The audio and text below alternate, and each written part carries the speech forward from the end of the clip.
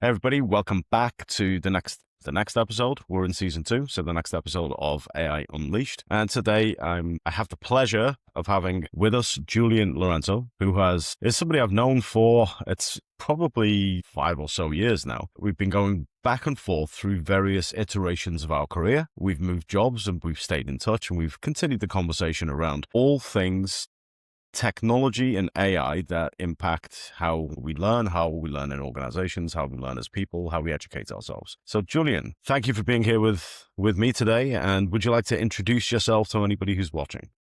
Sure, absolutely. Thank you so much for having me, Ash. Yeah, I think you nailed it when you said it's been about 5 or 6 years now. That's roughly accurate. Yeah, and for people who don't know me, I've been working in the corporate industry for more than 10 years. I have a bit of a different background, which was not corporate before that. And specifically in L&D, I've been working in this industry now for roughly about 7 years now. So time definitely flies. Flies when you're having fun, right? So, Absolutely. thanks for joining. Let's kick off the conversation with the broad topic of AI in L&D. We probably need to define both of these things. For me, AI is not just about chatbots, generative AI. It's also about orchestration, agents, automation, databases, and things like that. So we've got quite a large spectrum of technology to cover. But there's also the tricky topic of what is L&D. We've both worked in the corporate space, so we've got a fair understanding of what that is. But from your perspective, what is the traditional L&D paradigm that we're saying will be impacted by artificial intelligence? Yeah, that's a very interesting question. I think one of the areas that is most going to be impacted by AI and L&D is specifically how we provide the training through what methods and technologies, obviously, we are using. I think there's a big question also regarding the role of the different people involved in L&D teams and how they enable learners to be successful in their jobs and be successful in the skills that they're looking to acquire. I think naturally as human beings, we have a tendency to want to learn and to be curious about things. And unfortunately, in the corporate world, sometimes that gets put a little to the side, perhaps not always given the importance that it should receive. And I think AI could do a good job in resurfacing that curiosity and importance, and also enabling people to be able to work while learning at the same time and be able to apply what they're learning in their job. I say a lot, anybody who meets with me, you'll hear me talk a lot about applicability, and I'll talk a lot about relevance when we talk about training on the job. So I think we are managing to make learning more relevant and more applicable for people working in corporate who need to upskill in different areas. A couple of interesting points there. So if we take this idea that people are going to be learning as they go, they're going to be learning in the flow of work, learning on the job. When they need something, they're going to be able to find it. We probably have all of the applications, the Copilot, GPT, Claude, Gemini, that kind of suite of applications that you can go and work with, work in, you can go and consult that, and you learn things as you go. And that touches on the other point that you made, which is that means inevitably learners are bypassing L&D teams, and they're just going straight to the tech and finding out what they need, applying it directly, learning as they go, and then moving on. So what are the impacts that this kind of way of working has on the traditional structures of having a corporate L&D department that gatekeeps or is the custodian of information? We need a different model and impacts that you see.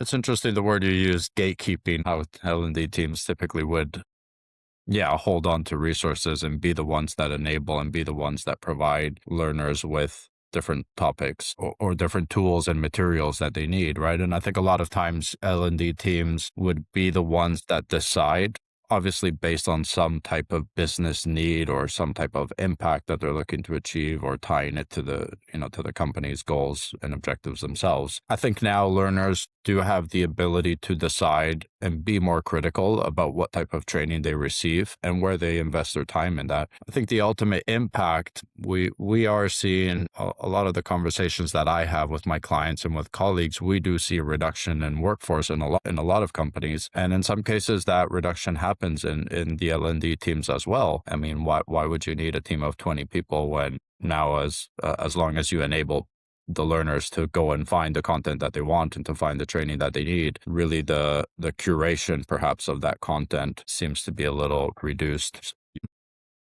So I think really the impact of AI, or I hope the impact of AI will be that it will really encourage individuals to identify where their own gaps are and ultimately be more successful in their careers and be able to grow in their jobs and their careers and be more effective, more productive. And yes, our jobs as enablers or L&D teams, I think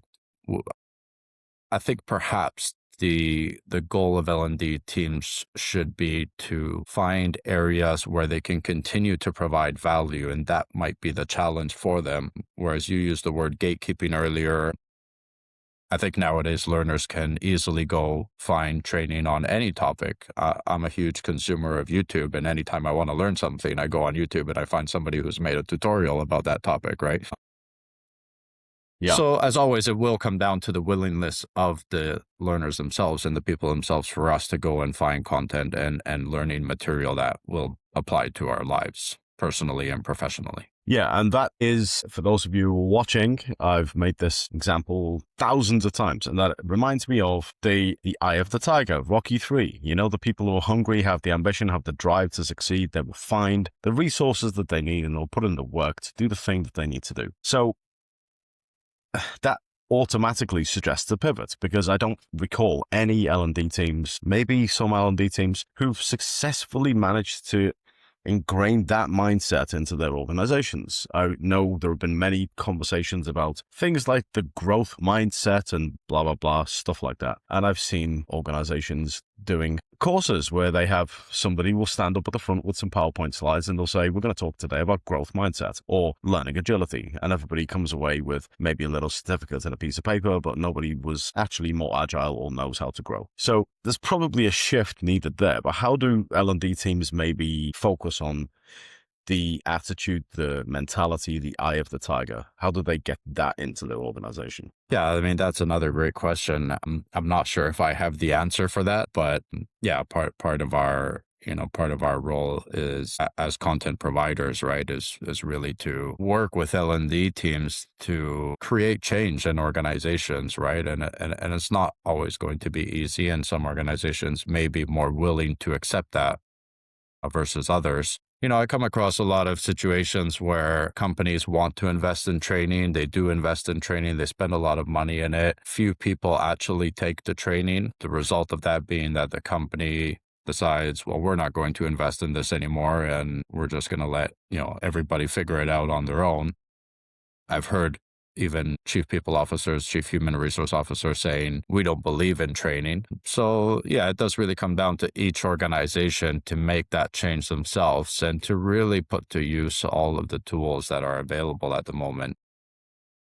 Because you do need to invest in your people, right? And of course, it's up to each and one of us individually to do what we need to do and to gain the skills that we need to grow. But at the same time, as organizations who are dependent on their employees to run their business, I believe that enabling them to work better and work more efficiently should also be their responsibility. And it's a complicated topic, right? I mean, we live in a world of over 8 billion people. How are we going to be able to find what works for everybody or what might work for certain groups and be able to replicate that, across the organization? So I don't think I have the exact answer for that.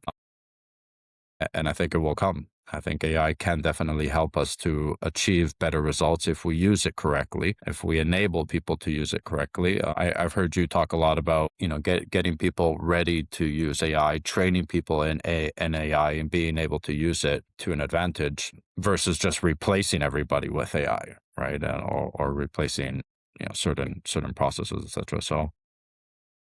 So we're still in the midst of it, and we'll see where this takes us. Yeah. I mean, my perspective on that is that there are going to be roles, tasks, activities that are no longer needed to be done by humans, that are perfectly suitable for automations, perfectly suitable for agents or agentic structures. And where people were in those roles that don't necessarily require a lot of judgment, but they do require throughput. Those roles will need to go. And there will be this is where there will be this conversation about AI replacing humans, because AI will be taking roles or activities that can be done much more reliably and quickly. And therefore, people who had those roles won't be required to do those roles. there will be the other end of the spectrum where new roles are created and people are required to do them. And there'll be all the ones in the middle where there'll be some impact, some refactoring. You used to do all of this stuff and now you need to do all of this stuff, but it's still kind of the same role. So I think there will be changes, but generally speaking, I think the conversation in L&D doesn't necessarily focus on those things. It's still very much an order-taking function from the business. And there are some forward-thinking learning organizations that are doing things a little bit more strategic. Of course, there's a distribution, but we have the rich tapestry of the AI revolution to support us however we wish. So at this point, it's probably worth a little bit giving a quick introduction to what you do in your company and then where you're seeing that position in terms of transformational changes in the market. So we at GoFluent, what we do is language training for corporations operating globally, where we've been able to embed AI and see it enabling learners. One of the biggest challenges in language training is always going to be confidence and motivation for learners, especially when you're using it in a professional environment. Thanks to AI, learners can really be able to practice in what we call a safe scenario, practice in role play scenarios, not be so afraid of making mistakes. But we all know that we learn from our failures. We learn when we make mistakes. So it shouldn't, I was a language trainer myself for several years, and especially in Spain, people were always extremely fearful of making mistakes when speaking. Yeah, mostly when speaking English or other languages. And I would always encourage them. I would say, just say it. Just say how you think it would be said, and somebody will correct you, and somebody will say, "Oh, you meant to say this," or try explaining what you want to say with other words, and then somebody will say, "Oh, what you want to say is this," right? So thanks to AI, we can really allow learners to practice, again, in a safe environment and apply that in their jobs, right? And apply content or language that is relevant to their job positions. For the teams themselves, every conversation we have, we really try to focus as much as possible on what will be the outcome of this. And what is the organization looking to achieve? Language training really comes down to communication more than language itself. We don't need somebody to speak perfect or have perfect grammar or synthesis or have the right word in every context, right? But we do need them to be able to communicate, their intentions, their emotions, their feelings, or whatever the scenario is in an effective manner, right? And so with the tools that we are providing at GoFluent, it really allows people to be able to do this in the flow of work, which is obviously a huge buzzword at the moment. And by that, we just mean that, thanks to technology, integrations, PC connectors, etc., we can allow learners to find the content that is most relevant to them in that moment and not have to navigate, for example, a library of thousands of resources before they're able to find what they need. And by the time they do find that, it's lunchtime and they're on to something else. And so eventually we come back to the previous issue, which is, are they even doing the training, right? Are they even taking it? And regarding the part of your question for L&D teams is how, the impact of them moving more from being order takers or gatekeepers to enablers and to ultimately having an impact on the business. I think it really comes down to making sense of the training, right? A lot of times we make sense of things financially, right? It's like we have this problem. We have teams across the world. They need to communicate. They're currently not able to do that. What is the financial outcome of training these people, right? And does the cost of it make sense? But I think we need to look at the training itself also. Does the training make sense, right? We come across a lot of cases also where companies have invested in language training, but they're using tools that are typically targeted for the general population and general. And so you end up talking about your holidays and your favorite foods when you're never going to be doing that in a professional context, right? Or, they're still operating on an in-person training model where it requires people to be in a specific place and time and location to actually receive the training. Right. And so I think going back to the teams, L&D teams, I think their job is increasingly difficult. Justifying their job is increasingly difficult as well. But yeah, ultimately, I think they really need to be able to make sense of what they're doing and proving ROI. I don't necessarily like proving like the word ROI when it comes to training. It's very hard to measure, in my opinion. I would speak more about value on investment rather than return on investment. And so, are you actually getting value from what you're doing? Even if it didn't change anything in your business, would that person leave your company and say, hey, when I worked with Ash, I left that job and I was more successful in my next job because of the training that I received. I think it was Richard Branson, right, who said something like, I probably won't remember the exact words, but he said something like, train your people so that they can leave and find something better or do something else, and treat them so that they don't leave. Right. And so Mm. I think that's very, very critical as well. Yeah, on a couple of those points. So on the language point, I thought about this sometime last year, and that was there are different types of the use of language. So if I go, where was I? I was in Italy at some point doing a conference, and I didn't speak Italian. I thought after that I'll go and look into it a little bit, and I still don't speak Italian. But I went through a period of time where I kind of did, and the thing I was looking into at the time was the value and uses of AI when it comes to teaching myself a language that I've had no exposure to in all of my life, because I had never had any exposure to this language. So I thought, from scratch, can I pick it up? And I spent a month going through various tools, from voice mode in GPT through Duolingo, through basically anything I can put my hands on. How quickly can I do it? Immerse myself without being in the country. And I came to the realization there are basically 2, 3, 4 types of language that we're learning. So one is the transactional side of language, where I go to a restaurant, or a cafe, I want a cup of coffee. Can I say that phrase that allows me to perform a transaction, which is usually accompanied by some kind of body language and some kind of pointing at a menu, right? So you've got all of these other visual cues, but it's a transactional language only. And you can you get your message across? Can you get the ball over the net?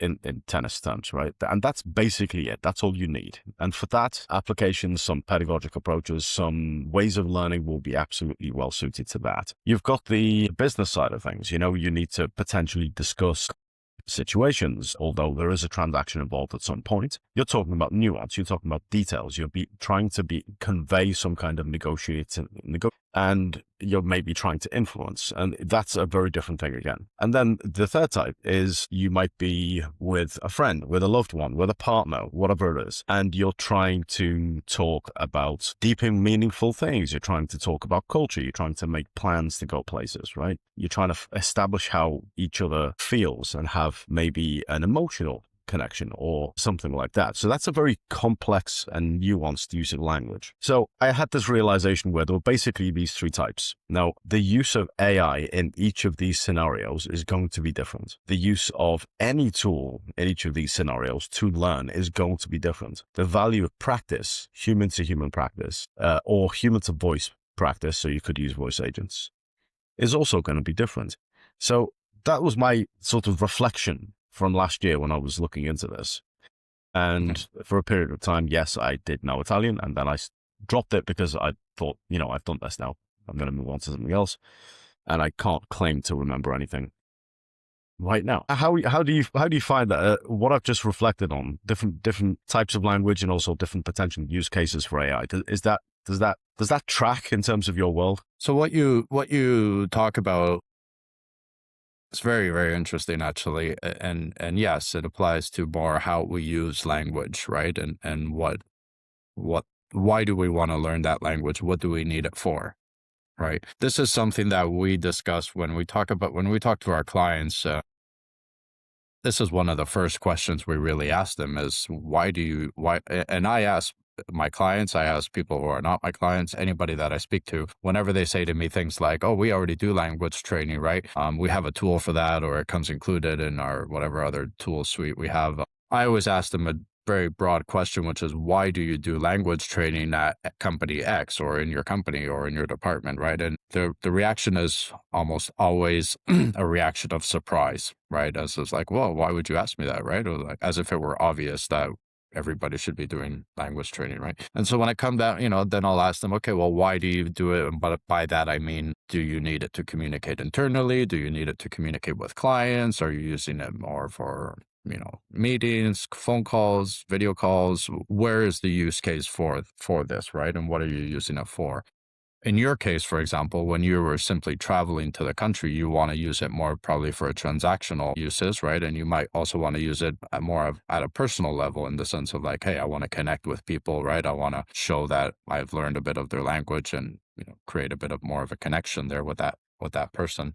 Professionally is a bit different, I think, because ultimately the goal of language is to communicate, right? You don't have to speak perfect English, Italian, Spanish, whatever the language is. You really just need people to understand what you're saying, right? But I think professionally that is a little bit different. I mean, if I spoke to somebody, English, for example, not being my mother tongue, if I spoke to somebody in English and I committed a lot of vocabulary mistakes and a lot of pronunciation mistakes, even if that person understood me, first, it would be a big effort on their part. Like they would have to actually make an effort to listen more carefully and try to understand what that person is saying, right? That can cause a lot of reactions from that other person, right? As you could think, oh, this, Ash doesn't speak Italian well enough for me to have a meeting with him, and every time I meet with Ash, I need to, it's so tiring after just speaking with him for 20 minutes because I'm constantly trying to understand what he's saying. And then there's an element, I think, of judgment also where unfortunately, you will be judged in a professional context based on how professional you sound, based on your pronunciation, based on how many mistakes you might make, right? You might think, well, I'm not going to take Ash with me to this client meeting. I'd rather take this other guy because even though their level is similar, this person's pronunciation, he sounds more American, right? Or he sounds British or whatever. And so, there are these type of other criterias, I think, that fall into play. One of the areas that we actually train people or we offer training in through our solution is English for native speakers. Like if you're American, right, you're working in the UK now, what are some differences in vocabulary and pronunciation, expressions, things like that, right, that are just going to enable that person to connect a little bit more, right, with his British colleagues and vice versa. Yeah. So with all of that, we then, of course, have the debate around wearables. So in the old days, we would say we need to communicate with each other and therefore we are going to learn the language for reasons, all the things that we've discussed. And now in the AI and tech space, we have wearables that allow translation inline translation while you're having a conversation, and there is audio capability. I use the Samsung Buds. They have this capability where somebody can say something in a language, it will feed into my ears what the English translation is. I will speak that back and it will come broadcast that from my phone in their language. So that's a conversational aid that maybe reduces the need for me to learn the language transactionally. It maybe isn't the same in business. So have you had a look at any of the wearables market? Have you experienced it? What do you think about it? I haven't experienced it myself. I was going to ask you a question about that, how quickly that happens, right? And what is the time gap between you receiving the language that the other person is telling you and then you being able to provide an answer, right? I would say if that's at a transactional level, it depends if that's okay with you. If both parties are okay with that type of transaction, let's say, right, where I might have to wait for your device to translate what I'm saying, and then I might have to wait to receive your response back, right? And probably on a daily sort of like I'm a tourist visiting your country and I just want to order some coffee, that would probably be okay. But I haven't actually experienced that myself. I've never used the buds that you're talking about or a technology that would allow us to do that. In terms of Go Fluent, I don't believe that is a direction that we would be going in. Translation is not one of our areas. It's not something that we do.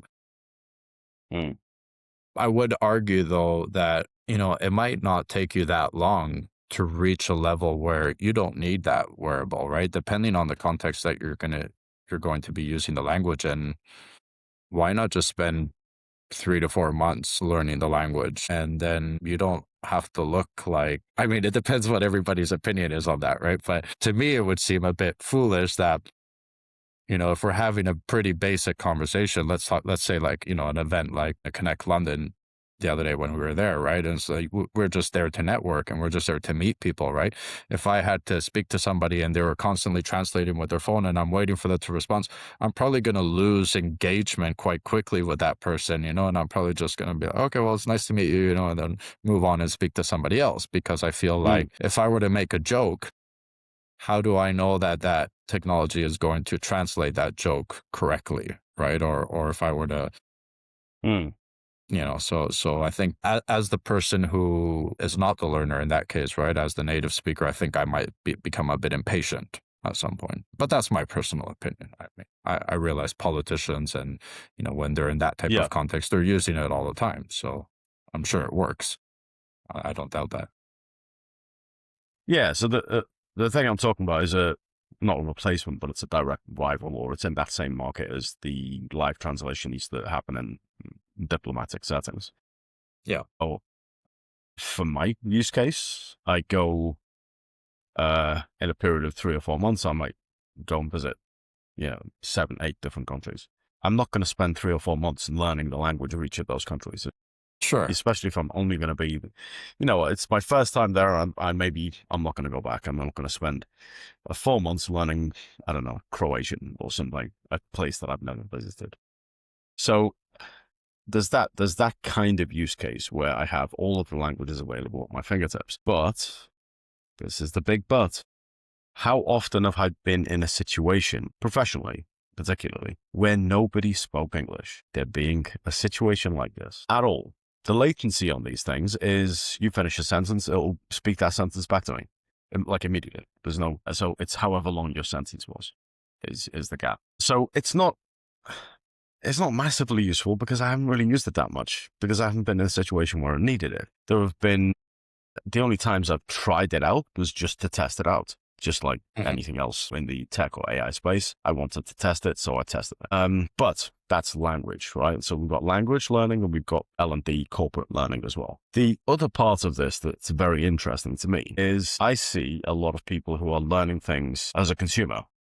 Their organizations don't let them do things, but as a private citizen, they probably have a great knowledge of lots of tools and also have transferable skills in this space. Are you seeing that become part of the conversation when you're talking with clients about this? So what I'm thinking is, they might want to do business education, but they have somebody who already knows a little bit of the language personally because maybe they lived there, they visited there, whatever it is. And the same translates to AI. So what do you think about the concept of personally developed transferable skills? Yeah. Well, I think, again, I think that kind of brings me back, I think, a bit to the question earlier, which was, or maybe where I went, perhaps it wasn't so much your question, but almost like whose responsibility is it, right, to learn things? And you mentioned the organizations not allowing their employees to do certain whatever activities or tasks, or you know me a little bit, and I think like how my view on the world, and also how my opinion can be regarding large organizations, and how large organizations really, they don't need their employees to be better in a lot of things. They just need them to be better in one or two things, right? But really they just need them to do their job, right? And if you can't do your job, then you're out the door, and we'll find somebody else to do your job. Or in the case of AI, if like we can find a technology to do it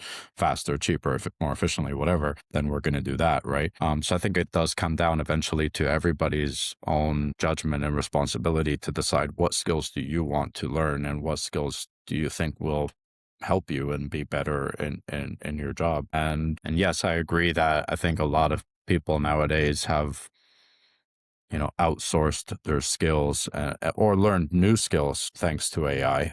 And I think that could potentially be a bit of a dangerous path, which is to see like, how much are you able to do better now thanks to AI, and how much of what you may be creating with AI and doing with AI can we just automate it with AI at the same time, and we don't need you anymore in that equation because you've trained the AI, right? You've told them what to do, and now it's doing it. What's your role anymore? So I think what you talk about transferable skills, I think yes, I think it's important for people to learn a variety of skills, not just what you're using at the moment, because you never know. You never know what's going to come in the future and what you'll need to be doing in the future. And we don't know what the world's going Yeah. to look like in 10 years time. I mean, everything is evolving so quickly. It's so hard to stay up to date with all the new technologies that, is 50% of the workforce population. Are they going to be even relevant anymore in 10 years? So is skills even going to be a thing? Is it even going to matter anymore? Nice. Or do we just need people to press the button and make a decision? I think decision-making skills is completely overlooked. I see so many, C-suite and so-called decision makers taking years to make sometimes what seems like simple decisions, and obviously that I think has more to do with the internal governance of the organization itself. But I mean, if we can't make a simple decision, in a question of a few weeks or months, how can we expect to, be doing greater things than that? So. Yeah, and I think big companies in particular they have systems that prohibit decision making. But generally speaking, I think while decision making is important, I think we need to be realistic in our estimation of the population. So the population as a whole, if we take the entire population of the world, there is going to be a distribution spread of how good people are at decision making. The ones that are, of course, the ones that are employable, their decision-making capabilities are going to need to be greater than what the machine can do, because models are getting more capable in the space as well. So you've got a couple of things in the mix, which means that the distribution of capabilities starts to become a factor that organizations need to consider alongside their tech strategy. And that takes us towards a future state where, yes, people might be doing different things, but I don't think we can just randomly say or blanketly say that humans will be doing decision making, because human decision making capability is distributed. Same with critical thinking, the same with problem solving, the same with judgment, the same with creativity, the same with the things that we think are human domains. We have a spread. Some people are great, some people are terrible, and you've got a whole load of people in between. So with all of this stuff, plus the inevitability of capitalism, how do we foresee the future? What do we think it's going to be like? I mean, that's a hard question, man. I really find it hard to think about the future. A lot of times you can ask my girlfriend about that because she's always like, "Hey, let's go on holidays in 6 months." And I'm like, I can't even think about 6 months. What are you talking about?